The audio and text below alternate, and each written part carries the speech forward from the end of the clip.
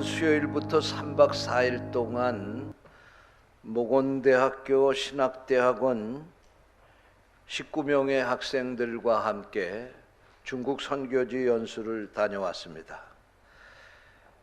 목원대학과 협성대학의 대학원생들을 데리고 제가 중국에 가서 중국 선교지 연수와 앞으로 그들이 한국 교회, 한국 감리교회를 이끌고 나갈 지도자들인데 그들을 세우는 일을 하고자 이와 같은 사역을 시작을 해서 지금 이제 이 사역을 5번째까지 해왔습니다. 앞으로도 우리 한국교회를 바로 세우는 일은 한국교회 지도자가 될 사람들을 바로 세우는 일이라고 믿기 때문에 우리 교회가 그리고 부족한 사람이 이 일을 하나님께서 우리에게 맡기신 것이 아닌가 그런 생각을 하면서 일을 해가고 있습니다. 이 일을 위해서 기도해 주시고 물심양면으로 도와주신 성도 여러분들께 진심으로 감사를 드립니다. 이번에 갔던 19명의 대학원생들이 이번 연수를 마치고 돌아오면서 저에게 편지를 써서 주더라고요. 그들이 이번 이 연수를 통해서 어떤 도전과 은혜를 받았는지를 자기들 마음 솔직하게 그 편지에다 써서 이것을 우리 성도님들에게 좀 보여줬으면 좋겠다 그런 생각을 해서 교회 게시판에다가 게시했습니다. 한번 여러분들이 읽어보시기를 바랍니다. 자, 한번 따라서 하시기 바랍니다. 벳세메스로 간 암소 2마리. 오늘 말씀의 제목입니다. 벳세메스로 간 암소 2마리가 어떻게 갔는가. 이스라엘의 마지막 사사인 엘리라고 하는 제사장이 있었습니다. 바로 그 시대에 일어났던 일입니다. 이스라엘이 블레셋과 전쟁을 하면서 법궤를 빼앗기는 어처구니 없는 일이 일어나게 되었습니다. 이 법궤는 십계명 돌판과 만나를 담은 항아리 그리고 아론의 쌍난 지팡이가 들어있는 상자입니다. 그런데 이것은 이스라엘 백성들에게 있어서는 하나님의 임재의 상징입니다. 다시 말씀을 드리면 이 법궤가 이스라엘 백성들과 함께 있었다고 하는 것은 바로 그 백성들이 있는 자리에 하나님도 함께 계시다 그런 의미입니다. 이스라엘 백성들은 전쟁을 하러 나갈 때에도 이 법궤를 앞장 세워서 나갔습니다. 하나님을 앞장 세우고 간다는 말씀이죠. 그럴 때마다 이스라엘 백성들은 전쟁에서 승리를 했습니다. 이스라엘과 전쟁을 치르던 블레셋이 보니까 이스라엘 백성들이 전쟁할 때마다 이 법궤를 앞장 세워서 나오는 거예요. 그런데 이상하게도 그 법궤가 앞장서서 나오기만 하면 그 전쟁에서 이스라엘 백성들에게 패할 수밖에 없었던 겁니다. 블레셋 사람들이 생각했습니다. 우리가 이스라엘과의 전쟁에서 이기려면 저 이스라엘 백성들이 앞장세워 나오는 저 법궤를 빼앗아야 되겠다. 저 이스라엘 백성들의 수호신이 저 법궤라고 한다고 하면 저 법궤를 우리 지역으로 뺏어 가지고 오면 우리가 이스라엘에게 영원한 승리를 하지 않겠나 그런 생각을 하고 전쟁을 하는 가운데 이 블레셋이 집중적으로 그 법궤를 든 제사장들을 공격을 해가지고 그 법궤를 탈취해서 자기들 땅으로 돌아오게 되었습니다. 그러면 이제 영원히 이 이스라엘과의 전쟁에서 승리를 해야 될 것인데 이게 웬일입니까? 이 법궤를 빼앗아 가지고 온 그날부터 이 블레셋 땅에 독종이 생기기 시작하는데 문둥병 같은 병이 온 백성들의 몸에 나고 그것 때문에 사람이 죽어가는 것입니다. 7개월 동안 이와 같은 일을 당하게 되는 것입니다. 또 이 법궤를 누가 만지기만 하면 만지는 즉시 그 사람이 죽게 되는 것입니다. 블레셋은 이 법궤를 빼앗아 갖고 오기만 하면 이스라엘에게 영원한 승리를 거둘 수 있다고 생각했는데 오히려 이 법궤가 그들에게 골칫거리가 된 것입니다. 얘들은 걱정을 하다가 도대체 이것을 어떻게 해야 할까 의논을 하던 가운데 할 수 없다. 이거 우리가 가지고 있으면 오히려 우리가 망하게 생겼구나. 이 법궤를 다시 이스라엘 땅으로 돌려보내자.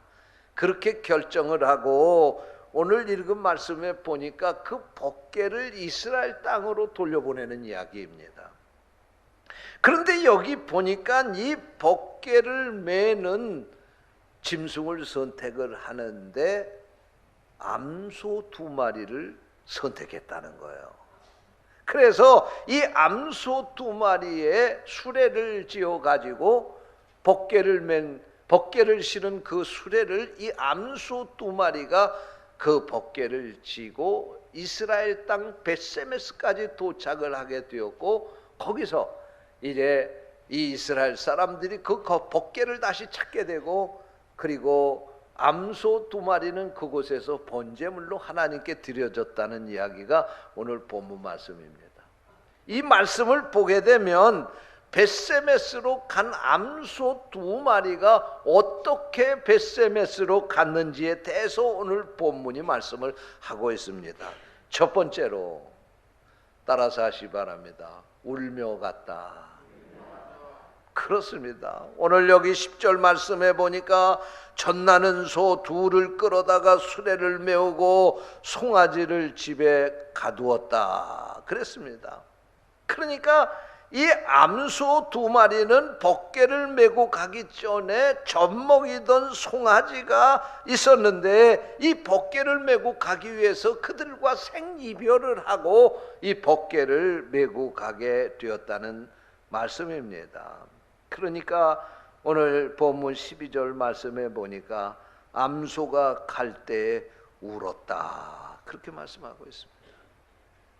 여러분 왜 이 법궤를 지고 가는데 힘 있는 짐승을 선택하려면 수소, 황소를 선택해야 되는데 새끼를 낳은 암소를 선택해서 갔을까요?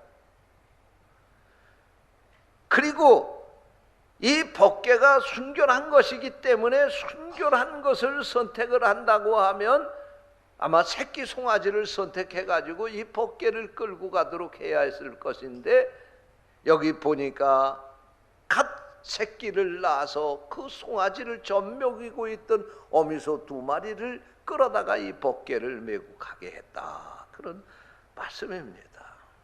여러분 이 말씀이 주는 의미가 무엇입니까?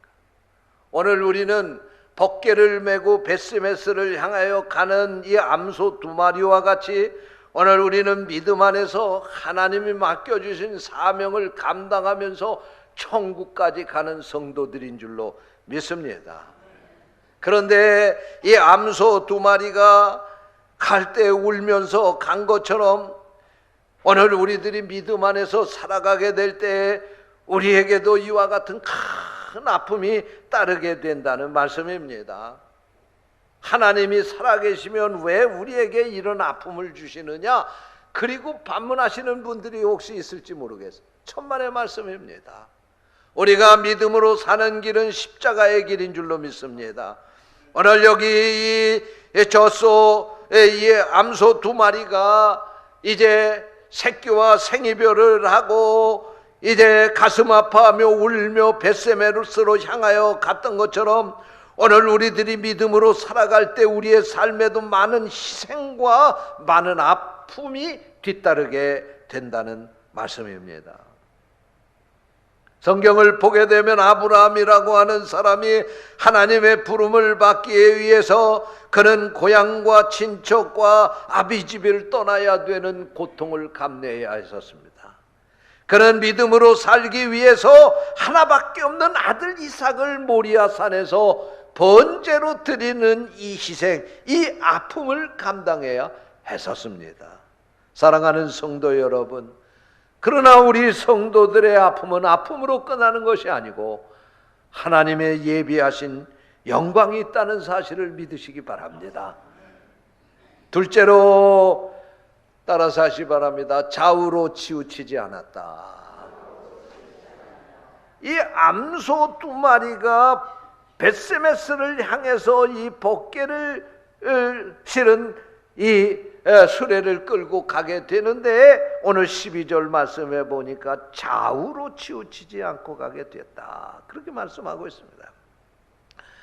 이 법궤를 끌고 가는 이 암소 두 마리는 억지로 떼어놓은 자기의 새끼들이 생각났을 것입니다. 또 그들이 이제 이 길을 가게 되면 다시 돌아온다고 하는 보장도 없었습니다. 또 그들이 벳세메스에 도착하면 죽음이 그들을 기다리고 있다고 하는 사실도 그들은 몰랐습니다. 여러분 한번 생각해 보세요. 새끼를 낳은 암소가 할 수 있는 가장 중요한 일은 새끼를 돌보는 것입니다. 왜냐하면 새끼는 어미가 얻게 될 때에 죽을 수도 있기 때문입니다. 그러나 이 암소들에게는 새끼를 돌보는 일보다도 더 귀한 사명이 있었는데 그것은 법궤를 메고 벳세메스로 가는 일이었습니다. 여러분 마찬가지입니다. 오늘 우리 성도들이 믿음 안에서 살아가게 될 때에도 삶의 우선순위가 있다는 말씀입니다. 믿음 안에 사는 사람이 이것저것 다 가리고 이런 염려 저런 염려 다 하면서 하나님의 맡겨주신 사명을 감당할 수 없습니다. 믿음의 길을 달려가게 될 때 육신의 일 때문에 좌우로 치우치면 충성할 수 없다는 말씀입니다. 이 암소 두 마리는 울며 갔지만은 감정에 휘둘리지 않았습니다. 둘이 이 수레를 끌고 갔지만은 충돌도 없었습니다. 그들은 좌로나 우로나 치우치지 않았습니다. 힘들다고 꾀를 내지 않았습니다. 그들은 푯대를 향해서 끝까지 좌우로 치우치지 않고 묵묵하게 순종함으로 그 길을 걸어가게 되었다는 말씀입니다. 사랑하는 성도 여러분, 우리는 믿음으로 천국까지 지금 가고 있습니다. 혹시 우리가 가는 그 천국길에서 우리의 육신의 삶의 문제 때문에 믿음의 방향이 흐트러지는 것은 아닙니까? 세상의 근심, 걱정, 염려 때문에 우리의 신앙의 방향이 좌우로 치우치는 것은 아닙니까? 오늘 이 말씀을 기억하시기를 축원합니다. 셋째로 벳세메스를 향해서 가는 이 암소 두 마리는 따라서 하시기 바랍니다. 번제물로 드려졌다. 오늘 본문 14절 말씀에 보니까 수레가 벳세메스 사람 여호수아의 밭에 이르자 그 소를 잡아 여호와께 번제로 드렸다. 그렇게 말씀하고 있습니다. 여러분, 목적지까지 이 법궤를 끌고 사명을 다했던 이 암소 두 마리에게는 상급이 기다리고 있는 것이 아니라 번제물로 드려지는 죽음이 기다리고 있었다고 하는 사실. 여러분, 이 말씀의 의미가 무엇입니까? 믿음으로 살려면 아픔이 있고 이 아픔을 안고 평생을 산 성도들에게 찾아오는 것은 어떻게 보면 영광이 아닌 비참한 최후가 될 수도 있다는 말씀. 예수님 말씀하시기를 아무든지 나를 따라오려든 자기를 부인하고 십자가를 지고 나를 쫓으라고 하셨습니다. 믿음의 길은 십자가를 지고 가는 길입니다. 그러므로 예수 그리스도를 따랐던 사람들의 결국은 멸시요 천대요 찢기며 아픔이요 순교가 기다리고 있다는 말씀입니다. 그러나 이 아픔과는 비교할 수 없는 영광이 우리에게 예비되어 있다는 사실을 믿으시기 바랍니다. 벳세메스로 달려가는 이 암소 두 마리가 말할 수 없는 아픔과 고통과 모든 희생을 할 수밖에 없었지만, 그러나 그것이 하나님의 뜻을 이루어드리고 하나님께 영광을 돌릴 수 있었던 것처럼 오늘 우리 성도들의 삶이 이런 삶이 될 수 있기를 주님의 이름으로 축원합니다. 기도하겠습니다. 하나님 감사합니다. 오늘 우리에게 귀한 말씀을 주시고 말씀을 통해서 다시 한번 우리를 깨우쳐 주시니 감사합니다. 벳세메스로 달려간 암소 두 마리처럼 오늘 우리 성도들도 믿음의 그 길을 끝까지 잘 달려갈 수 있도록 도와 주시옵소서. 주님의 이름으로 간절히 기도하옵나이다. 아멘.